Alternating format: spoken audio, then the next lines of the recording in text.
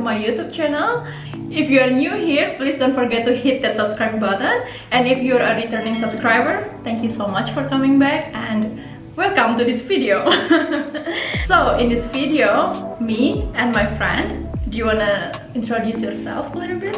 My name's Christina. I'm 19 years old. I study around here and I came to visit Daisy today to film this video. Yeah, we both have idea to answer the most frequent questions that we get, both of us get from people outside Norway about how it's like to live in Norway. Because many people have these different assumptions or actually things that they're interested to know more about in Norway, but I don't know, they don't really get this information, or I think it's better to hear it from someone who actually lives in Norway. So let's start from the first question. I look into the government website. If you want to study in Norway for a single person, you have to at least have 120,000 kroner in your bank account. Maybe let's break down the price a little bit, just starting from the housing. Of course, it depends on where you stay in Norway, but we live in Ålesund, which is not very big city in Norway, but also not small city. So the price for a single person with one bedroom apartment, it's around like 6,500, or I would say 7,000 minimum. But if you wanna share it with people, it's around 3,500 or 4,000 in the minimum price. Like when I used to live with 5 other people, I paid 4,000 kroner, and it's like the minimum. You maybe can get like 3,500 if it's an old house, or if it's just like you're lucky. You're lucky. You're lucky, yeah. Because like I know for nowadays it's really common to start the price at 4,000 and then can go up to 9,000 if you want 2-bedroom apartment. Because people start to come here now to town, and more and more people coming, so the prices are also rising. Yes. And it's getting harder to find yourself a place to live that has a reasonable price, because most people just put the prices really high up. Yes. And also like the transportation is really expensive here. Even if you use public transport, it's also expensive. For example, like one ticket for a single person, minimum 36 or 40 kroner. But if you want to have like a monthly bus card, it's gonna cost you around like 400 kroner. If you are a youth. If you are a student, and a youth. If you're less than 20 years old, and after you're 20 you pay 600 kroner, like almost double that price. And if you also have your own car, it's also cost a lot. Norway is famous for the oil, but that doesn't mean that the oil price is low here.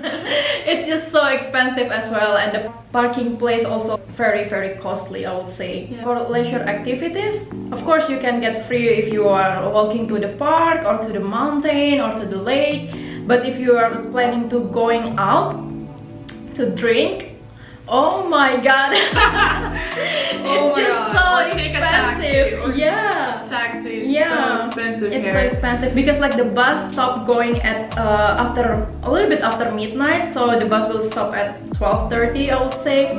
And then after that, of course, you need taxi to go home. And oh my god, taxi is so expensive. Don't even get started on that. And buying a drink in the club or in the restaurant, it's just so expensive. I mean, if you want to buy like a one shot or something or one beer, it will cost you 80 krona at least. Yes, and also the habit of eating out, it's not actually really in Norwegian culture. Just because it's so expensive. I know in Indonesia we can always go out for lunch, like okay, we can meet someone in a restaurant and just take lunch every single day if you want to, because it's not that expensive. But here most people will just cook and then go out maybe in the weekend, or like if they have birthday or something. It's not like they don't go out eating. No. They go out to eat, just not that often. Because it gets a bit pricey. Because one meal will be about 300 krona with a drink, and then if you go out every day for then it gets a bit expensive. Your bank will not happy with that. No. So To summarize, it's like 10,000 kroner per month per person. It's like the reasonable amount to live in Norway. And you must use it wisely. So moving on to the next question.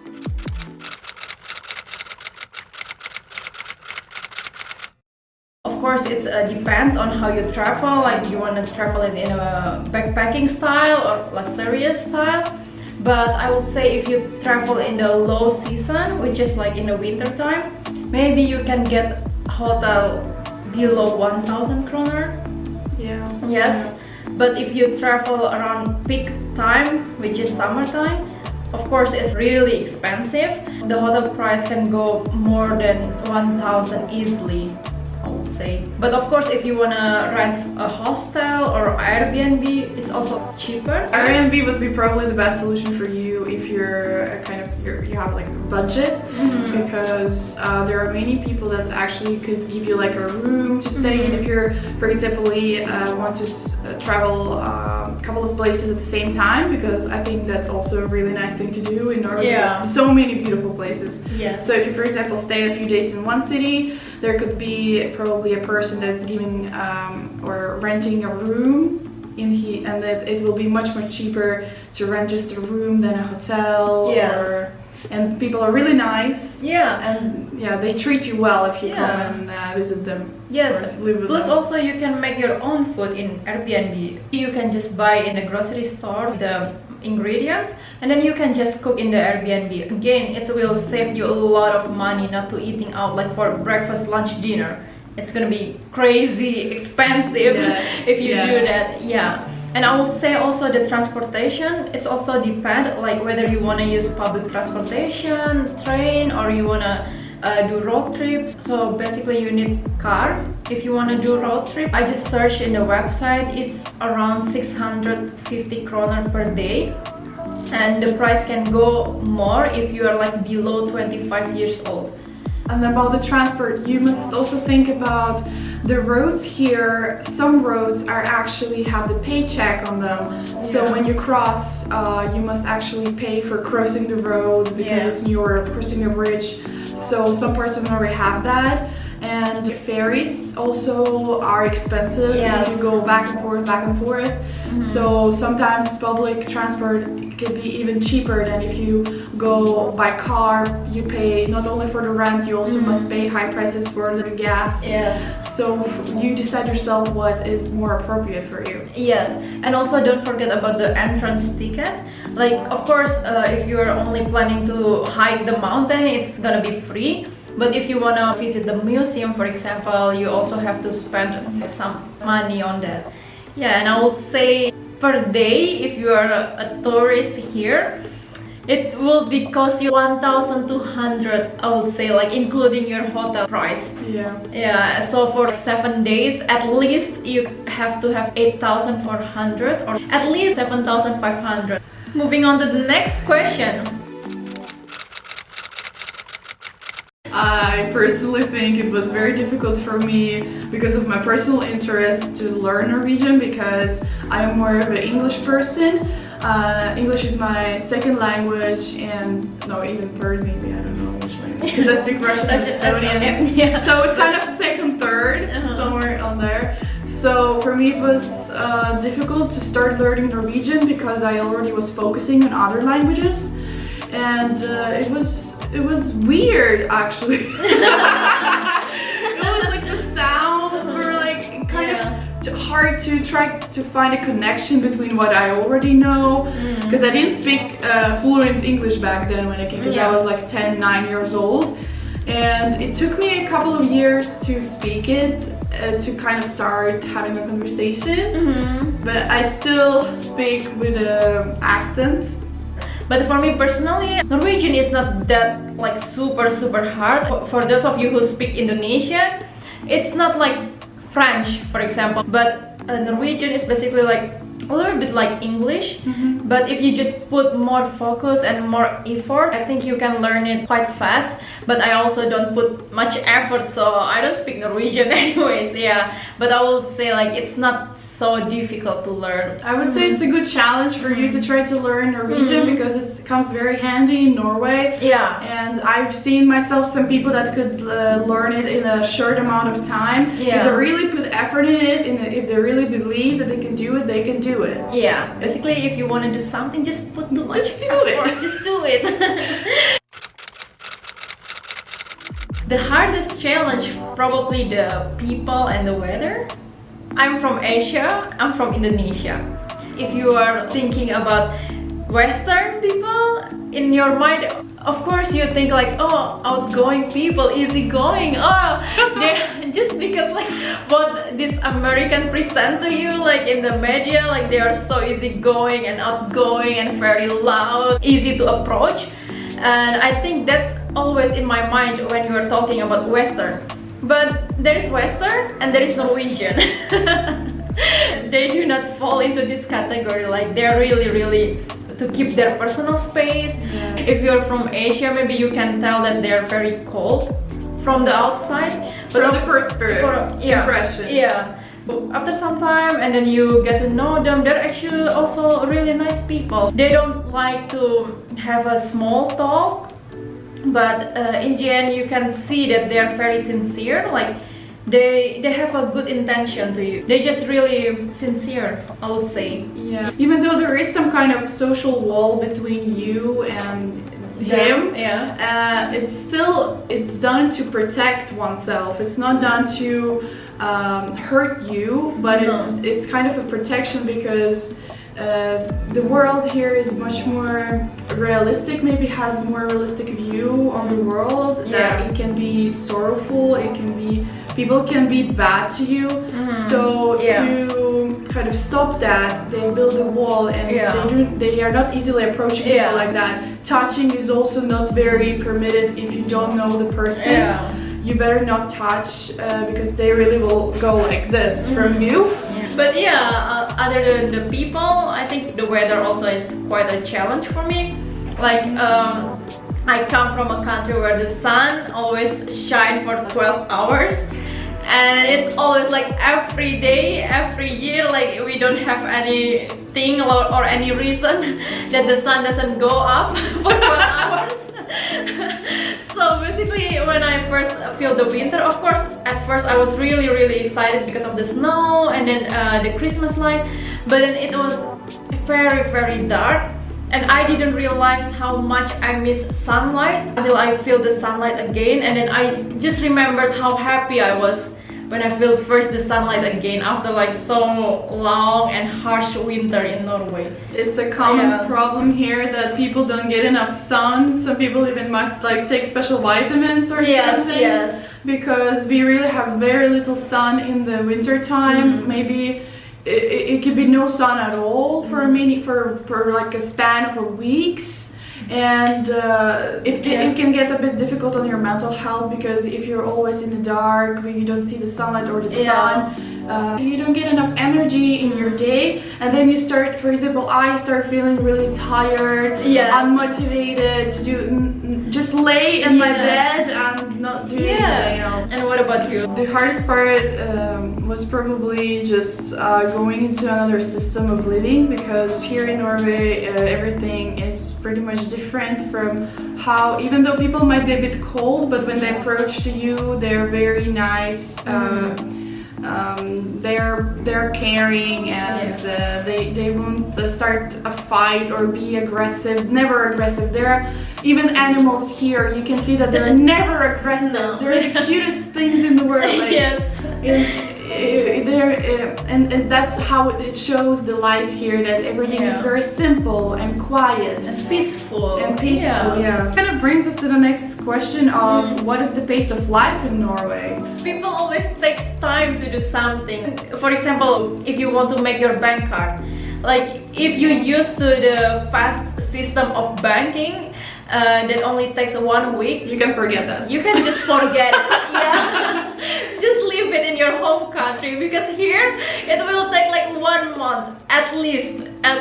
Like some people get it for like 2 months, but yeah, for me it took me like 1.5 months to get my bank card. Wow. Yes, only bank card. Workers here, they will like before doing some kind of tasks, they will just drink some coffee. Yeah. They'll relax a little bit and then they'll start working. Yeah. Because they know they have so much time to do their work. Yeah, true. But also like speaking about the working hours, in Norway the working hours is like 7.5 hours per day.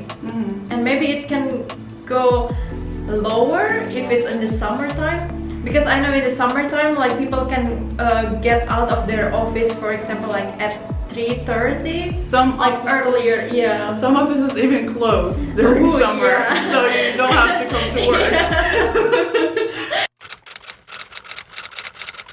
I would say that Norway has a really high quality of life, starting from the accessibility of public health and also public school, public transportation, and also the trust of the government, and also the safety in Norway. Of course, you can Google it for the score if you want to see the exact numbers, but for example, for the safety in Norway, you can just forget your bag and then nobody will ever touch it. And if they find money on the street, like a wallet, they will give it to the owner with the wallet full of everything that wasn't there. People put a bike outside their house without locking it, or just never lock the house when they're out. Yes. Locking their cars, not locking their houses is pretty much normal, because you know your neighbors, you know who's around you.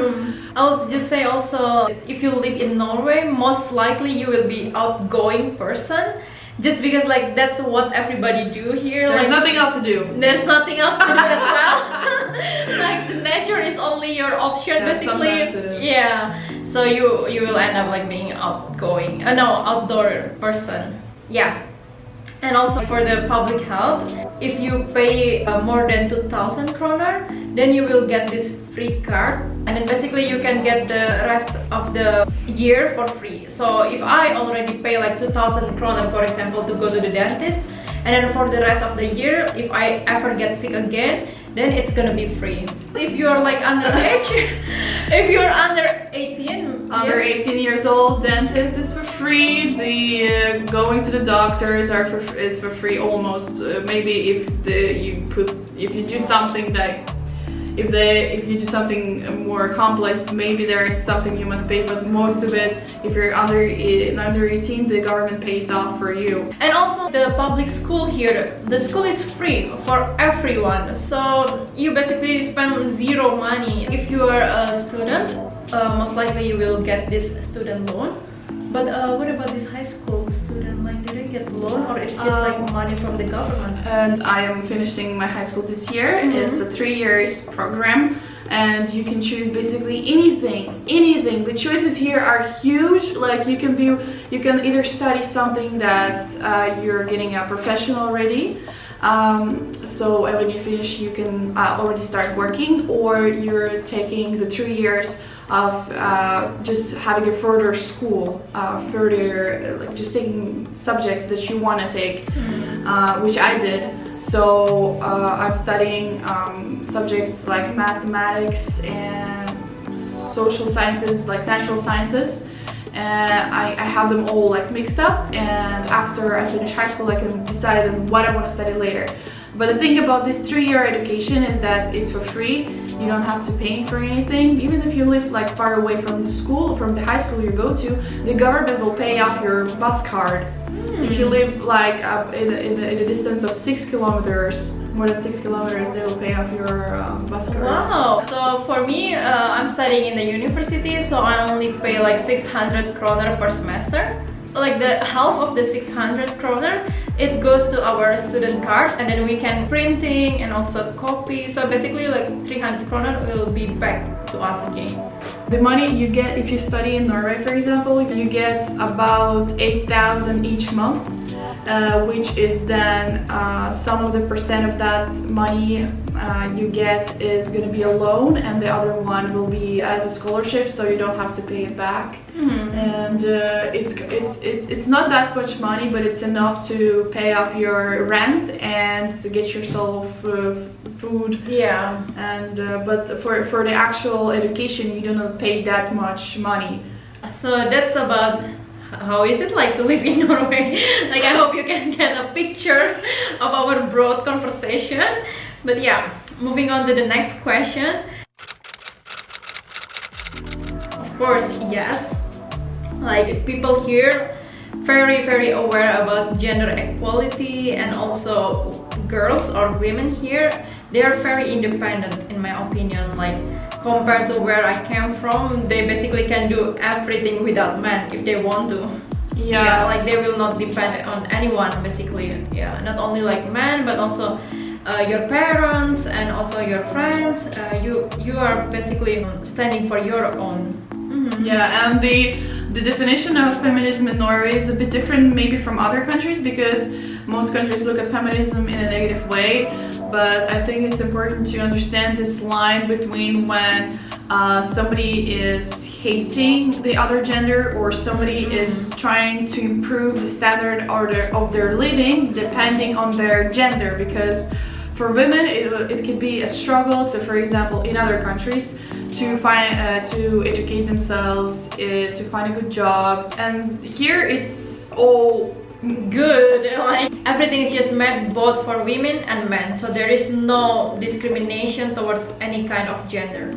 And also, like, not only gender but also your sexual orientation. Yeah, they are also very respectful towards your sexual orientation. People try to adapt themselves, because we understand that the world is not static, but it changes all the time, and that's why people also try to change their points of view, especially here in Norway. I feel like many people are very open-minded about the world around them. They don't just stick to one opinion, but they think of many different angles to the situation, and they try to look at the situation with open eyes. Yeah. And this video kind of speaks about Norway from...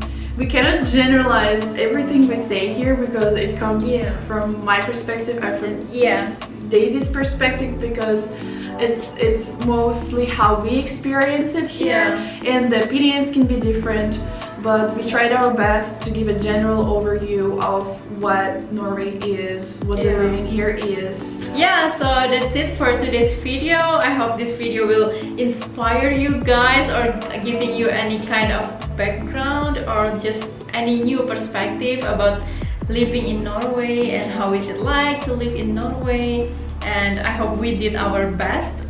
So if you like this video, please click like, and also don't forget to subscribe to this channel, because I upload a new video every week. I try. And yeah, thank you Christina for participating. And maybe you will see more of her face in the next video, who knows. Bye bye, see you in my next video.